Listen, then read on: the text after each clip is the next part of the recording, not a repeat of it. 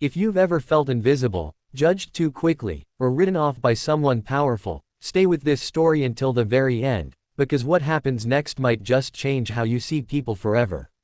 And before you get lost in it, remember to like this video and subscribe to the channel, because stories like this don't just entertain, they heal.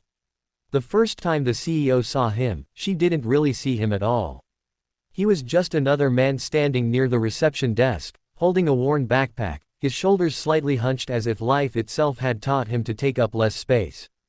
Amelia Rhodes, the CEO of one of the fastest-growing tech companies in the city, walked past him without slowing down. Her heels clicked against the marble floor, her phone pressed to her ear, her mind already racing through meetings, deadlines, and numbers that never seemed big enough. To her, he was background noise in a building designed for people who mattered. Daniel Carter had learned not to take it personally.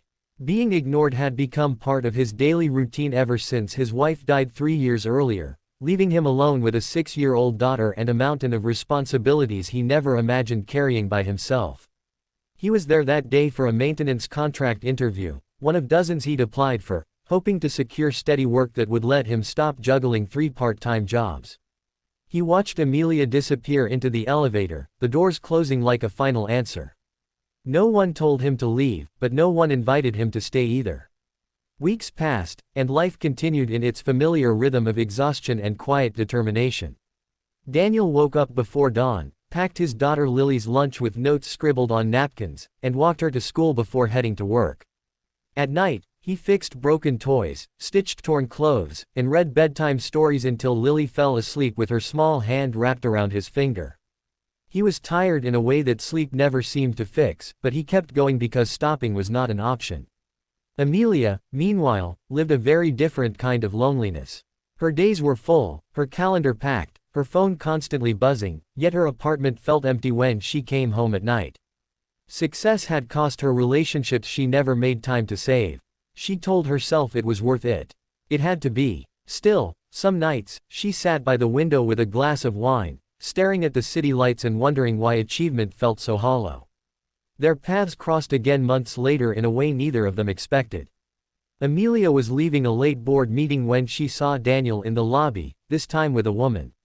They were laughing softly, standing close, and for reasons she couldn't explain, Amelia slowed her steps. The woman was elegant but not flashy, her presence warm and calm. Daniel looked different too. His posture was straighter, his smile genuine, the weight on his shoulders somehow lighter. It unsettled Amelia more than it should have. She felt a flash of judgment before she could stop herself. How could a man who seemed so ordinary look so at ease in a place like this? And why did it bother her that it did? She dismissed the thought and moved on, but the image stayed with her long after she reached her car. The truth was far less dramatic than Amelia imagined. The woman was Sophia, Lily's school counselor, who had gone out of her way to help Daniel navigate his daughter's grief after losing her mother. That evening, she had invited Daniel to discuss Lily's progress over coffee nearby, insisting he deserved a moment to breathe too. There was no romance yet, just kindness, something Daniel hadn't received much of in a long time. Fate, however, has a way of pulling threads together. A week later, Amelia attended a company-sponsored charity event at a community center. She disliked these appearances but understood their importance. As she walked through the room, shaking hands and offering polite smiles, she stopped abruptly when she saw a familiar face across the hall. Daniel was there, kneeling beside Lily, helping her set up a small art display. Lily's laugh rang out clear and bright, filling the space with a kind of joy Amelia rarely heard in her own world. She watched from a distance, something soft stirring in her chest. Daniel wasn't trying to impress anyone. He wasn't aware of who was watching.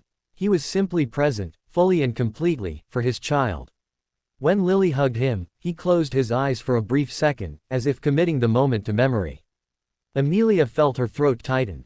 Later that evening, circumstances forced them into conversation. The center's director introduced Daniel as a volunteer who'd been helping with repairs and tutoring for months.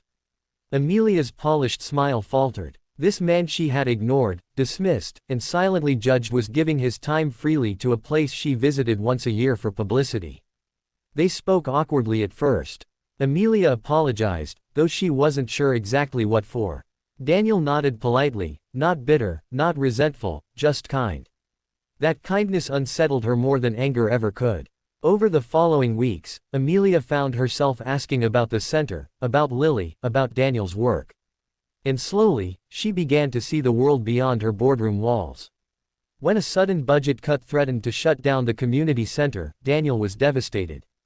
It was Lily's safe place, his refuge, and a lifeline for dozens of families like his. Amelia heard about it and felt a choice rise in front of her, one she couldn't ignore.